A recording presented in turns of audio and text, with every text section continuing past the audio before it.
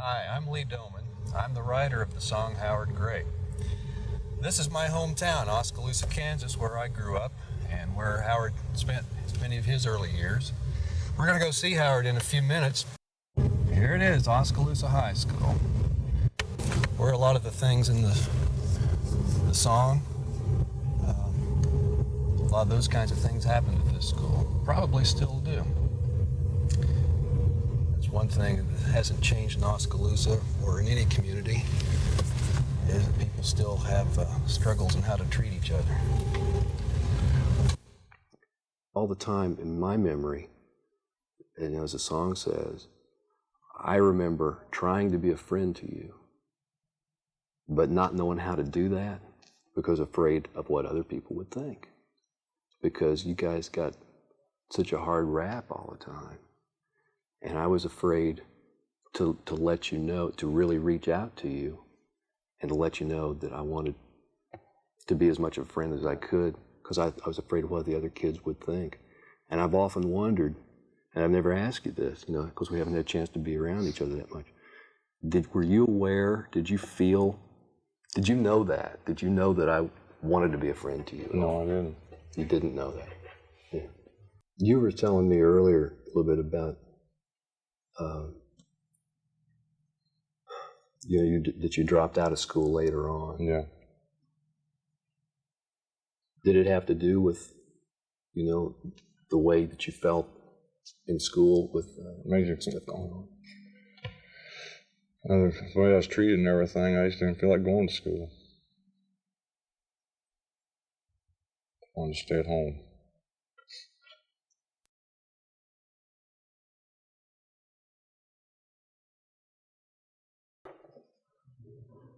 Dear Howard, thank you for taking time to write us about this. So you've already written to this guy. Mostly because people don't always get forgiven. Lee Domann was a very lucky man. Sincerely, Michael. From good Virginia also. I have felt very lucky, but I think one of the greatest gifts that I had was when you and your sister-in-law, Dora, came to my dad's funeral. The funeral was over and people were starting to file out in the church. And I turned around just kind of instinctively, and there I saw you standing there, and I knew it was you because you guys had sent me a picture of you and your family. And it was overwhelming what I felt. And I turned back to my wife and I said, Norma, Howard is here. And she looked around and she saw you and your sister-in-law Dora there. And I turned around and she squeezed my hand. She says, I think you've been forgiven. Then later on, of course, I wrote the new third verse and third chorus to the song about you guys coming to that and what it meant to me.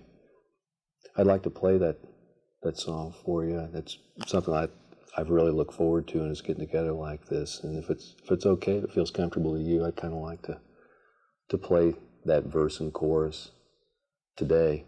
I brought my guitar. I can't go anywhere without my guitar. So.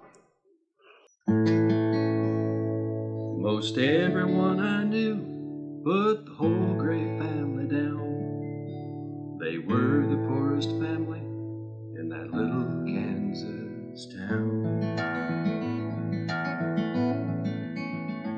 Howard always looked too big for his funny ragged clothes. The kids all laughed at him, and Jimmy Jones would thumb his nose.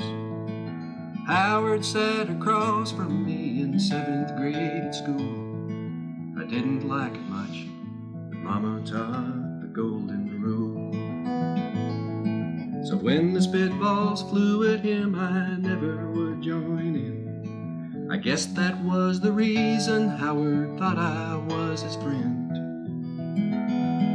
And after things would quiet down, sometimes I'd turn and see the grateful eyes of Howard Gray looking back at me. Howard Gray, oh Howard Gray.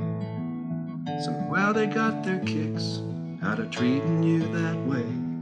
Well, deep down I kinda liked you, but but I was too afraid to be a friend to you, Howard Gray.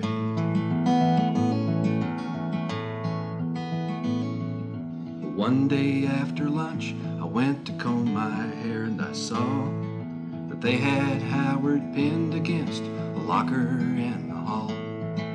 They were poking fun about the big hole in his shirt.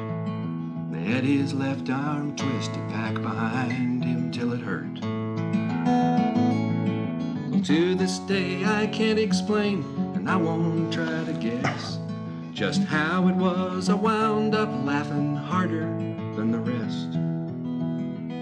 Well, I laughed until I cried, but through my tears I still could see the tear-stained eyes of Howard Gray looking back at me. Howard Gray, oh, Howard Gray, I can't believe I joined them all, treating you that way. I wanted to apologize, but I was too afraid of what they'd think about me, Howard Gray.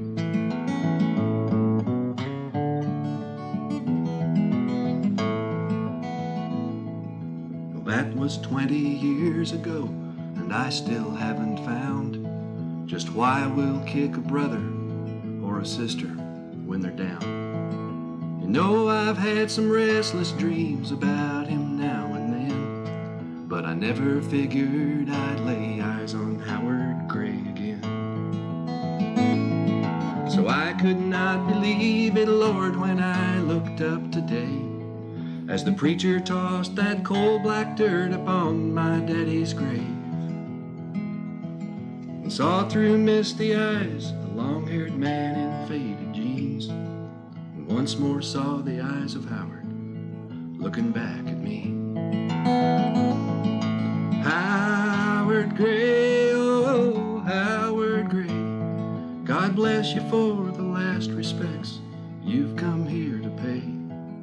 I never have forgotten what we did to you that day. You're a bigger man than I am, Howard Gray.